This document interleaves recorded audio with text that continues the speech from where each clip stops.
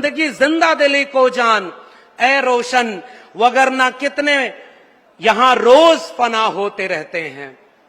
आज हमें उस शहीदी धरती से खड़े होकर इस मुल्क की विरासत को याद करने का मौका मिला है।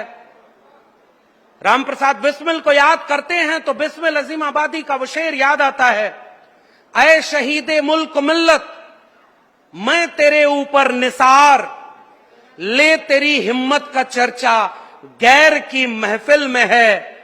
अब न अहले बलबले हैं और न अरमानों की भीड़, सिर्फ मिट जाने की हसरत एक दिले बिस्मिल में है। वक्त आने पर जमाने को खबर हो जाएगी, हम अभी से क्या बताएं क्या हमारे दिल में है। सरफरोशी की तमन्ना अब हमारे दिल में है। और आज शहीदों की उस क्रांतिकारी जमीन पर खड़े होकर हमें ऐसे वक्त में संविधान और जाति जनगणना की बात करनी है जब अंग्रेजों से माफी मांगने वाले, भारत की जंग आजादी के खिलाफ खड़े रहने वाले लोग सरकार में बैठे हों और इस मुल्क के हाशिए पर पड़े लोगों का हक अधिकार छीन लेना चाहते हो।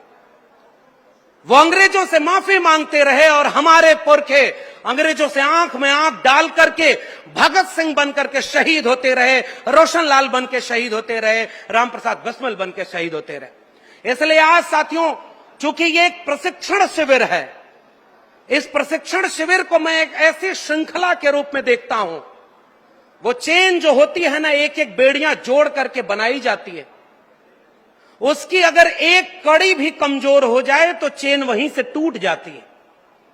किसी भी राजनीतिक दल का प्रशिक्षण शिविर उस श्रृंखला की तरह है कि आखिरी पायदान पर खड़ा उसका सिपाही और उसके सबसे बड़े पायदान पर खड़ा उसका नेता।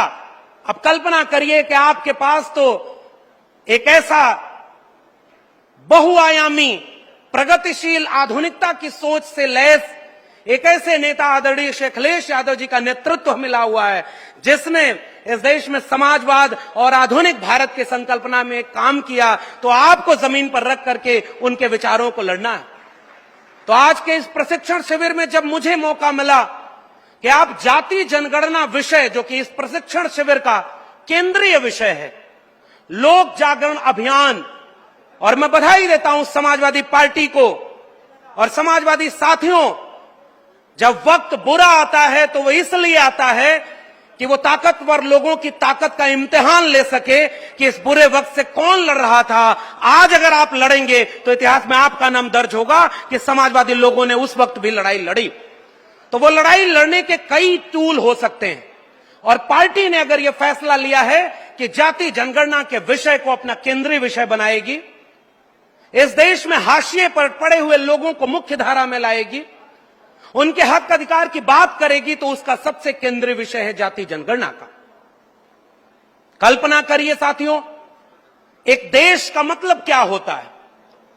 किसी भूगोल पर खींच दी गई लकीरों के बीच आने वाले जमीन के टुकड़े से देश नहीं बनता है।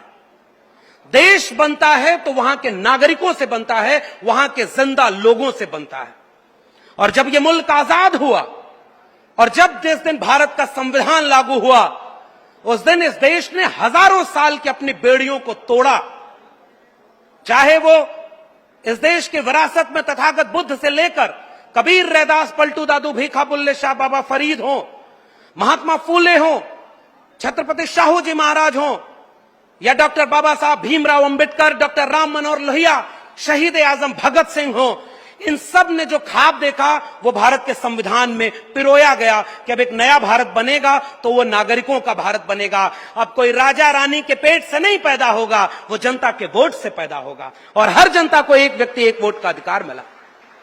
बाबा साहब डॉक्टर भीमराव अंबेडकर ने कहा कि अगर मुझे मेरे हित और देश के हित में से चुनना होगा तो मैं देश का हित चुनूंगा, और अगर मेरे समाज के हित और देश के हित में टकराव होगा तो मैं अपने समाज के साथ खड़ा हूंगा, क्योंकि हजारों साल से इसी देश में मेरे समाज के लोगों को शिक्षा, रोजगार और मानवीय सम्मान से वंचित रखा गया।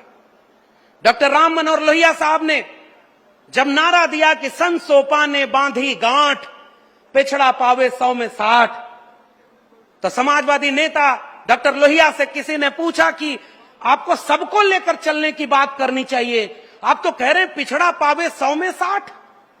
डॉक्टर राम मनोहर लोहिया ने कहा कि देखो समाजवाद का तकाजा यह कहता है 100 से कम न 1000 से ज्यादा, समाजवाद का यही तकाजा, समाजवादी मूल्य कहता है कि आप किसी के हितों का संरक्षण करें तो जो सबसे आखिरी पायदान पर बैठा है उसको अगर उठाकर आप बराबरी पर न खड़ा कर पाए तो फिर किस बात का समाजवाद। इसलिए मैं कह रहा हूं जिसकी जितनी भागीदारी है उसे वो भागीदारी मिलनी चाहिए।